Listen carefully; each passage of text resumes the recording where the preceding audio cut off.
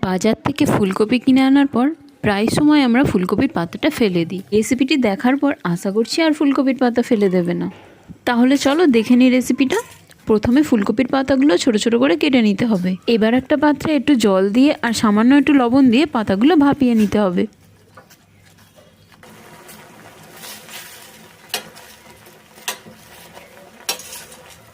তো পাতাগুলো হালকা করে ভাপানো হয়ে গেলে এগুলো এবার জল থেকে ছেঁকে নিতে হবে।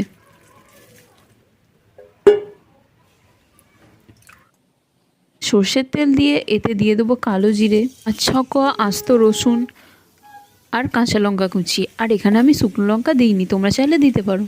এবার এই সব কিছু হালকা করে ভেজে নিয়ে এতে আগে থেকে ভাপিয়ে রাখা কপি পাতাটা দিয়ে দেবো। কপি পাতাটা যেহেতু খুব সামান্য লবণ দিয়ে ভাপিয়েছিলাম, তাই এতে আর একটু লবণ দিয়ে দিচ্ছি। হ্যাঁ, একটু নাড়াচাড়া করে নামিয়ে নেব।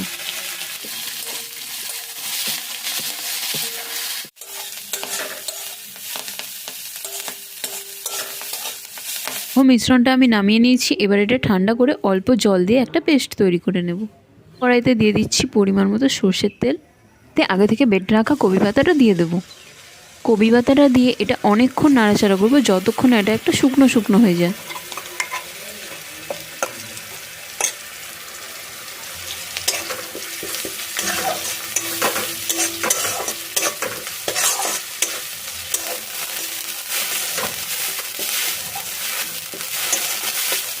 তো এটা আমি বেশ খানিকক্ষণ নাড়াচাড়া করেছি। আর এটা দেখো কড়াই থেকে ছেড়ে আসছে। তো আমাদের কপি পাতা বাটা একদম রেডি।